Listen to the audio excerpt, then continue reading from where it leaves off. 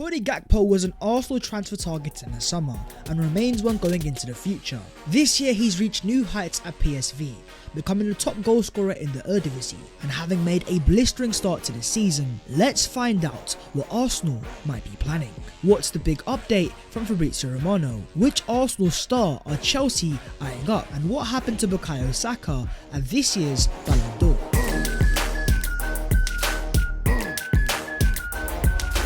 Yo, what is going on guys? My name is Babs14 and welcome back to your boys channel, back again with all of your latest Arsenal news. So make sure to smash a like if you enjoy, subscribe if you are new, and help your boy as we close into 130,000 subscribers. But starting off with the Arsenal transfer news, and specifically the man in charge of the transfers, Mr. Cody Gakpo. As Fabrizio Romano says that more than 2 European clubs are showing interest in the Arsenal director Cody, as he's doing a great job. It's true, his name has been discussed internally, but Cody is only 100% focused on the Arsenal project, and the club see him as a key figure. So first you had David Ornstein and now you have Fabrizio Romano both confirming the same thing. Mr. Cody Gakpo has become a man in demand. To see how far Arsenal have come, signing Jesus, signing Zinchenko, the way they have nurtured William Saliba, as great a job as Mikel Arteta has done, there is no denying that Cody Gakpo has also played his part. And often what you get with director of footballs is a lot of chatter behind the scenes, from discussing transfers and agents. As per Fabrizio Romano and the agents that he speaks to, he often says Cody Gakpo has made himself a very respectable name behind the scenes. But in terms of the actual transfers, Fabrizio Romano on the positions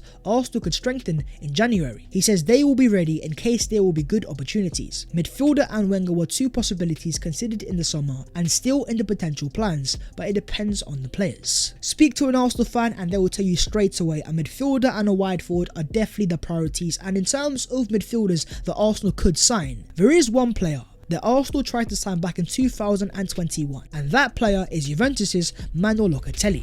As reports in Italy claim, Arsenal are interested in signing Manuel Locatelli from Juventus, and he could cost a minimum of £35 million. Arteta and Arsenal have liked the player for a long time, and the Gunners would have no problem satisfying Juventus on the economical demand. Back in the summer of 2021, when Granit Xhaka was going to Roma, many Arsenal fans saw Manuel Locatelli as the perfect replacement, but the player was intent on staying in Italy and therefore he went to Juventus. But since going to the old lady, things haven't quite worked out. Not only are Juventus bang out of form, this year sat 8th place in the Serie A, but even in terms of Locatelli's numbers, they have seen a drastic decline. Where at Sassuolo in 2021 he was averaging around 80 passes per game, that is now halved at around 35 at Juventus. But at 24 years of age and entering the peak of his powers, I think Locatelli understands that maybe he made a mistake. Whether Arsenal fans want to sign him with all that has happened is a different matter. But in terms of profiles, if we were getting the Sassuolo version of Locatelli, someone whose passing numbers were off the charts,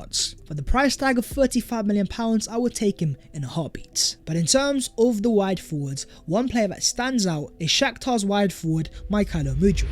As Fabrizio Romano says, Shakhtar wanted around €50 million for him in August, but probably €40 million plus add-ons were enough. Today I am sure they want more than €50 million for their star, and it could probably be as high as €60 to €65 million. Mudryk this year has scored 3 times and assisted 7 in 9 appearances.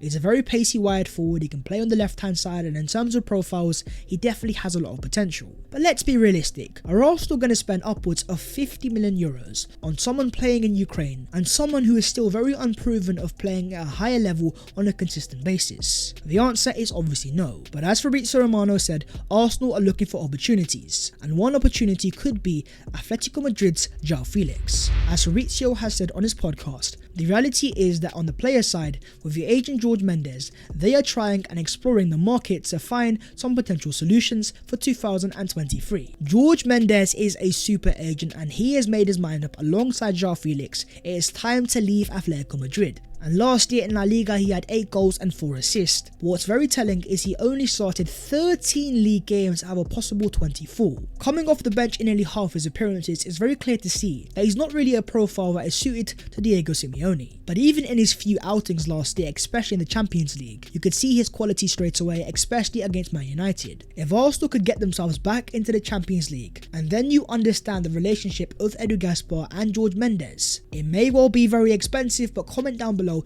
if you want to see Arsenal sign João Felix. But moving on to a player that will be at the Emirates Stadium this Thursday, PSV's Cody Gakpo. According to Gianluca Di Marzio, he is a very good player, but it depends on what PSV want for him. I think United or Arsenal or Tottenham for that matter are the right projects for a quality player like him. You see, at 23 years of age, Cody Gakpo has always been a very intriguing option because of his amazing numbers in the Eredivisie, where he had 12 goals and 13 assists last season. But in terms of numbers, this year Cody Gakpo has exploded, as in 17 games this season in all competitions, Gakpo has scored 13 and assisted 11. And even more specifically, in 10 Eredivisie appearances, he has 16 goals and assists. Standing at 6'2" tall with the pace and the power, physically, this guy is a monster in the making. And his creative numbers are off the charts, making around 4 chances per game, and most importantly, he was a player confirmed on the Arsenal transfer list last season. But actually on transfer deadline day, he agreed a deal to sign with Leeds United and also wanted by Southampton, but all the offers were rejected as PSV wanted to keep their main man. And at the time the price tag was around £35 million, but with the way that he's currently playing, that price tag is only getting higher to around £50+ million. And Arsenal fans can see this man at the Emirates Stadium this Thursday as Arsenal take on PSV Eindhoven, and it is the perfect opportunity for the Arsenal fans, for Mikel Arteta and Edu Gaspar to see what Cody Gakpo is made of. Let's move on to more breaking Arsenal news. Arsenal's star boy Bukayo Saka has been on fire with 8 goals and assists in his last 7 league appearances, and as Arsenal look to extend his contract, according to Ben Jacobs, Chelsea's owner Todd Bowley is preparing to pay big to land Bukayo Saka, and the player is a long-term goal of Chelsea's, but the expectation is that he will stay at Arsenal and a new deal is imminent. But as Jacobs also says, there is an ambition and desire from Bowley to see if he can influence the situation between Arsenal and Saka. The Chelsea owner is at it again and he can't get himself enough of the Arsenal star boys. Last week it was Gabriel Martinelli and now it's Bukayo Saka. Listen Mr. Bowley, I understand that you're new to football, but someone has to tell him that this is not career mode.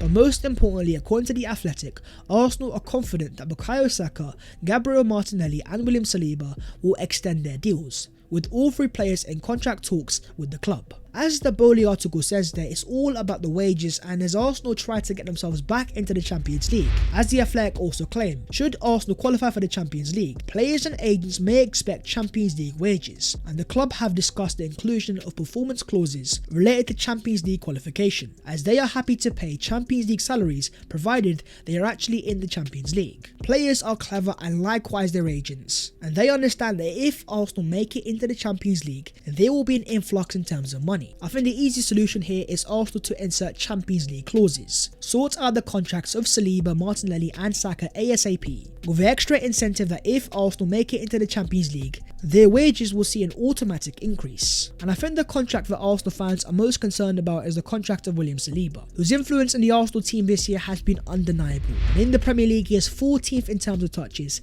6th in terms of passes completed, 9th in terms of forward passes, 3rd in terms of progressive carries, and 7th in terms of possession won. The Athletic also claimed that a new contract for Aaron Ramsdale is also on Arsenal's agenda. Although he only joined the club in 2021, there is an acknowledgement that on all sides that he should be rewarded with a salary more in line with a first choice goalkeeper at a top 6 club. People might forget this, but when Arsenal signed Aaron Ramsdale, he wasn't a guaranteed starter straight away. But so much has changed since then. Ramsdale is the out and out number 1, he is a growing figure behind the scenes. And at 24 years of age, even though he has a lot of improvements to make, he's still pretty young in terms of goalkeepers, who quite often are not at their best until the age of 28. Moving on to the other Arsenal news today. According to a Dan Critchlow exclusive, Arsenal striker Keon Edwards will be held back from under 21 duties tonight, so he can remain with the first team. The 19-year-old is set to be named in the Europa League squad again to face PSV on Thursday. Keon Edwards is one of the most exciting strikers coming through the academy, and last year for the under-18s, 16 goals and around 21 appearances. This year he is playing for the Arsenal under-23s and he's once again scoring goals. And so far in the Europa League, Arsenal actually haven't given that many young players chances. This Thursday is definitely going to be gargantuan, especially as it's first versus second. But if Arsenal can secure their qualification as soon as possible, if we do end up with a few games spare, keep an eye on Mr. Keon Edwards. Mohamed Elneny is on his way on becoming a coach. Having just completed his UEFA B badges, he will now work towards his UEFA A license. And it's not just Elneny, but even the likes of Xhaka, Cedric Suarez and Rob Holding have also been seen been doing the UEFA B coaching course. This is exactly what Mikel Arteta wants. 11 players on the Arsenal pitch that have the ability to coach themselves. Players that don't need the manager all the time and that have the understanding on the pitch to coach themselves from certain scenarios. Here's a graphic which looks into Arsenal's pressing intensity and defensive line so far this season. And as you guys can see on the top right hand side, Arsenal are going toe to toe with Manchester City and have made a drastic improvement from last season. What this shows straight away is the fact that Arsenal are being more aggressive than ever and playing higher up the pitch is why Arsenal have been able to sustain pressure so much better this season. But Arsenal are also going to have to be just a little bit careful. We have games coming thick and fast before the World Cup. Thursday Europa League, Sunday Premier League. It can be very draining, and as we saw against Leeds in the second half, physically Arsenal look beaten. Mikel Arteta will now have to be very clever, and Arsenal will have to be very wary of not being too aggressive and preserving their energy when the opportunity arises. You've also had star boy Bukayo Saka at the 2022 Ballon d'Or ceremony, where he linked up with ex-Liverpool and current Bayern Munich forward Sadio Mane. Sat behind Kylian Mbappe, surely whispering, "Come to Arsenal." Most importantly, he was there for the 2022 Copa Trophy, the under-21 equivalent to the Ballon d'Or. Saka was voted 8th place in the Copa rankings, with Barcelona's 18-year-old Gavi winning the award. Now this for me is a bit of a shambles because look, Gavi's a great player, he's got great potential, but need I remind you, Saka had 18 goals and assists in the Premier League last season. That is the same amount as Sadio Mane, who was second for the overall Ballon d'Or. Also named the England Player of the Year, and ask any Arsenal fan, he's been so consistent and so fantastic. I think Bukayo Saka has somewhat been robbed. But you also had the Arsenal women representing, with Vivianne Miedema finishing 11th.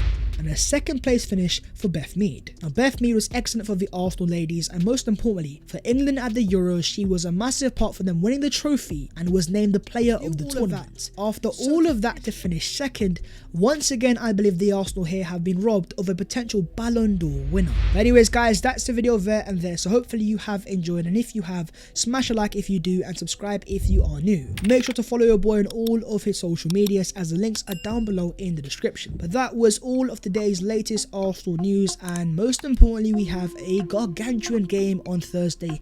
PSV is not going to be easy, but Cody Gakpo is a player to watch out for. So I will see you next time. Take care and have a great